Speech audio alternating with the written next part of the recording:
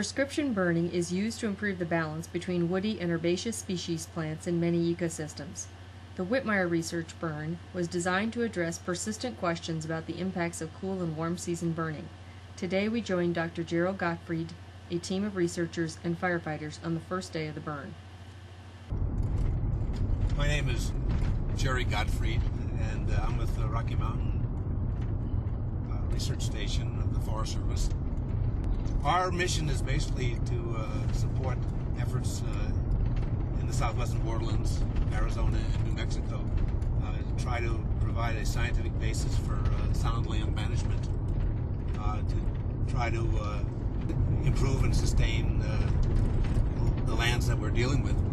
We basically are trying to answer a question, and so I guess we could say that the fire has no effect and be one, but even that isn't answered, because actually there's very little research been conducted in oak woodlands and savannas. This study, this is part of the project, came along. We started talking about it in '99. We got everybody on board. We started building flumes, which are used to measure stream flow, in 2000, and finally got them online in 2001. When the researchers arrive, they meet with burn boss Chris Condos to review the day's objectives. Do you know how you'll burn, Kate? We'll jump to the next cool season burn area, and then the next, and then the next. Before lighting the burn, crews and researchers review the day's plan. Oh, excellent. Okay. With oxygen. Welcome, everybody.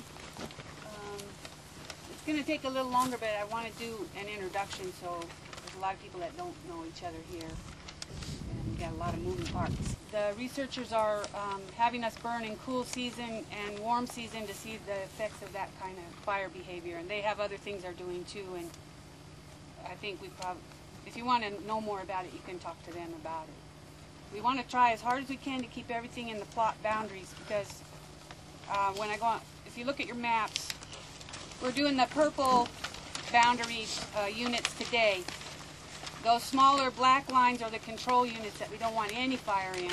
The red ones are the ones we're going to burn come May or April.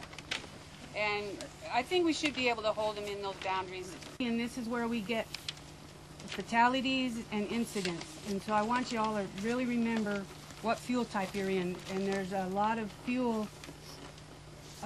Normally there's not this much grass out here, so we got a pretty good fuel load. And the danger is if the wind comes up and switches, you may have fire going nicely that way away from you, and all of a sudden it's going to be on you. So I really want everybody to keep a heads up on that. Keep an idea of where the wind is, on your body, and watch the fire. Another really critical thing is we've got so many different people here from different outfits. We've got every district on the Coronado, we've got other agencies, we've got researchers from all around the country. Y'all need to be talking to each other. Your burners and holders, y'all going to be working pretty well together already. Expect to hear that chatter going on. Researchers, I expect you to be talking to the people who are burning around you and who are holding around you, so that they know who you are, they know where you are at all times. Any questions on that one? Okay. Goes for y'all as well. You seek these guys out. There should be no strangers here at the end of the day. All right?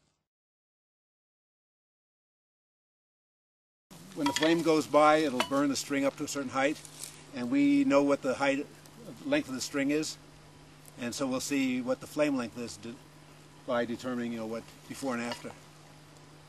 And this pole is actually marked in 1 foot intervals, so we can observe as well as, that's our backup.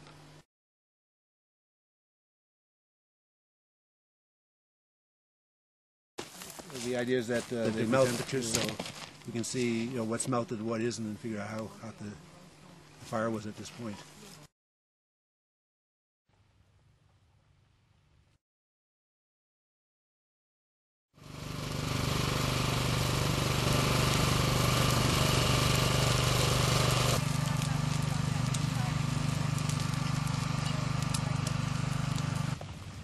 Go ahead, firing. How we doing, Chris? Are we going too fast for you, or? Nope, keep looking great. Burn boss, Robeson. Robertson, Burbach.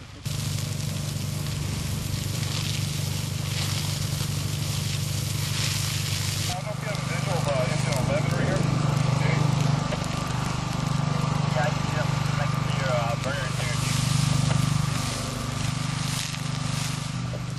Wind speed, 8 miles at 80 degrees or northeast. I copy. You got a dew point for me? The dew point is 1414. So you'll leave, do you leave a couple guys in there? We'll leave as soon as it's safe enough. We'll take everybody and we'll leave an HPV on each side. So that's water. You guys got about less than 5 minutes. And it's going to be here.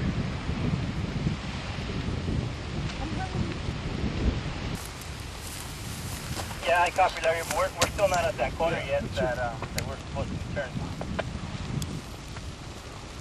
Okay, great. Yeah. Okay, I copy. we need to move back to the fire line. If your guy feels good about that other block, get that HPV up there. 10-foot 8. Say that again, Colin. Okay, you guys ready? If your guy feels good about that.